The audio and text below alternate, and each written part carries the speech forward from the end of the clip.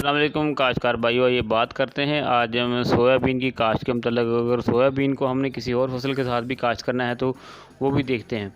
Soybean की जो फसल है इसमें इसके अंदर जो है 34 से 40% जो है इसके अंदर प्रोटीन पाई जाती है। इसके अलावा इसके अंदर विटामिन ए है, विटामिन बी और सी भी पाए जाते हैं। ये वह फसल है जो कि पोल्ट्री फीड की ज़रूरत को पूरी करती है। दुनिया के अंदर इसकी बहुत सी मसनूआत तैयार की जाती हैं, जैसे सोया दूध है, केक है, बिस्किट है, मिठाइयाँ हैं, पेंट्स हैं, गोश्त भी बनाया जाता है इससे, अद्वियात हैं, साबुन हैं और उसके अलावा बहुत सी प्रोडक्ट्स हैं। तो आप जो सोयाबीन को जो है वो काश्त कर सकते हैं। इसकी जो काश्त है वो आप इंटरक्रॉपिंग ये देख सकते हैं, आप इसकी फलियाँ जो हैं इसके साथ लगती हैं।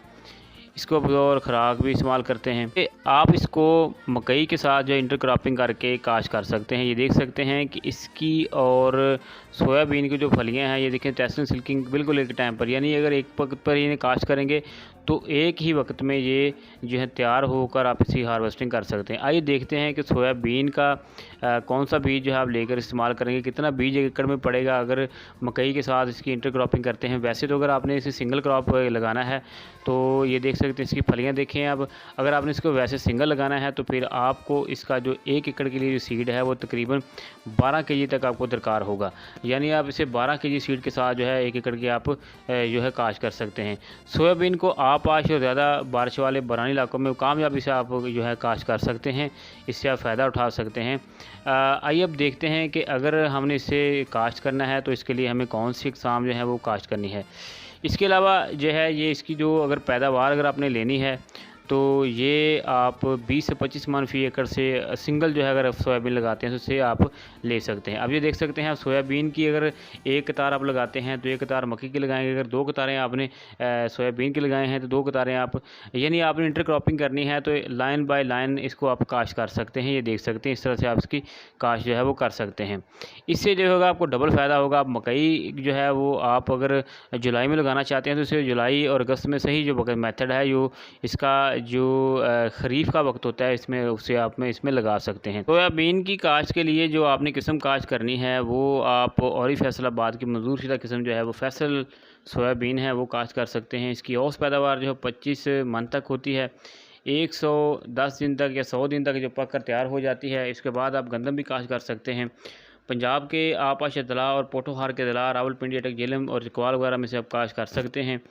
यानी आप इसकी काश्त जो कर सकते हैं। अब अगर आपने इंटरक्रॉपिंग करनी है तो आपने ये याद रखना है कि सोयाबीन के साथ मकई की कोई भी किस्म आप लगा सकते हैं, लेकिन ये भी ख्याल रखें कि ऐसी किस्म लाएं जिसका कद छोटा रहे, यानी ज़्यादा बड़े कद वाली जो है वो आप काश्त ना करें। अगर आप इंटरक्रॉपिंग कर रहे हैं तो याद रखें कि फिर आपको मकई का जो है 1 एकड़ के लिए जो बीज है आप देखें उसमें से 1 एकड़ में से 4 कनाल जो है वो आपका सोयाबीन काश्त हो सकता है और 4 कनाल जो है वो आपकी मकई जो है काश्त हो सकती है।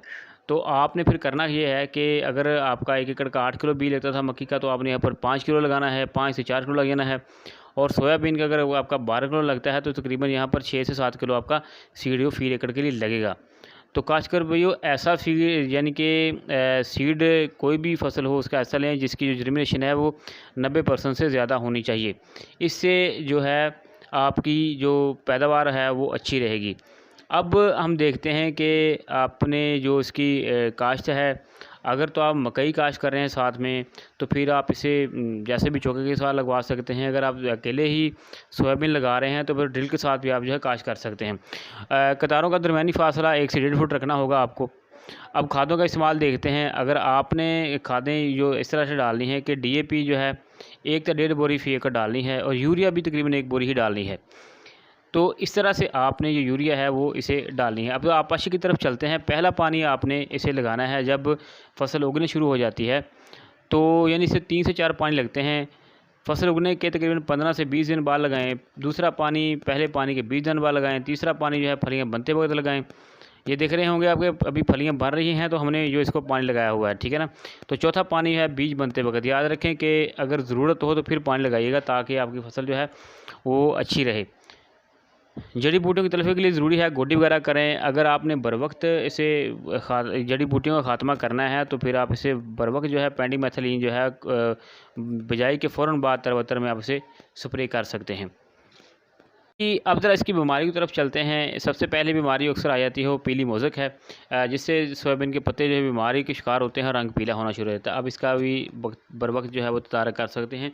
ये बीमारी जो है सफ़ेद मक्खी की वजह से आती है। खेड़ा होता है, ये बीमारी जड़ के जो पौधे होते हैं इनकी जड़ों को लग जाती है, और उससे जड़ जो है वो ख़राब हो जाती है और पौधे मरना शुरू हो जाते हैं। इससे भी आप बर वक्त इसका जो आप तदारक कर सकते हैं। जड़ की सड़न होती है जी, इस बीमारी का हमला भी फसल के जो इब्तदाई दिन होते हैं उसमें होता है। इसके ऊपर जो हमलावर अक्सर जो बीमारियां और नुकसानदेह कीड़े होते हैं उनमें ये देखें किस तरह से हम इसे देख सकते हैं कि टोका होता है। ये कीड़ा खेतों में फैलता नज़र आएगा। बालक और बच्चे जो होते हैं पौधों को खा जाते हैं। इसके अलावा लश्करी सुंडी है जनाब, जिसमें जुएँ पड़ जाती हैं, इसको माइट्स पड़ जाते हैं, चिस तोला होता है जी। और इसको आप जो है वो कंट्रोल कर सकते हैं, वक्त पर कंट्रोल करिए ताकि आपकी ज़्यादा नुकसान ना कर सके। अगर आपने बर वक्त का इसकी जो काश्त की थी तो आप इसे 10 नवंबर तक जो है इसकी तैयारी हो जाती है। इसकी फलियाँ जो हैं भूरे रंग की इस तरह की हो जाती हैं। आप इन्हें काट कर सुखा कर और उनकी गहाई जो कर सकते हैं। फसल को कटाई के बाद छोटी-छोटी ढेरियों में आप इसे जो है वो रख लें। उसके अलावा ये देखिए थ्रेशर के ज़रिए से आप इसे खुश्क करने के बाद जो है आपने थ्रेशर के ज़रिए से ये देखें ये सोयाबीन के ये दाने हैं, ये निकल रहे हैं, इन्हें आप उसके बाद ये है कि आपने इसे जो है निकालने के फ़ौरन बाद जो है वो पैकर के अंदर नहीं रख देना। गहाई के वक़्त जो है वो ये भी कोशिश करें कि दाने जो है टूटने ना पाएँ।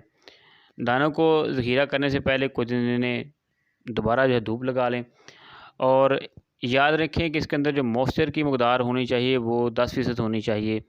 बीज को जो है आपने हवादार जगह पर रखना है ताकि बीज ख़राब ना हो सके। सोयाबीन की काश्त के हवाले से चंद अहम जो पॉइंट्स हैं वो भी ज़हन में रखें कि बीज आपका मेयारी और मजबूत होना चाहिए।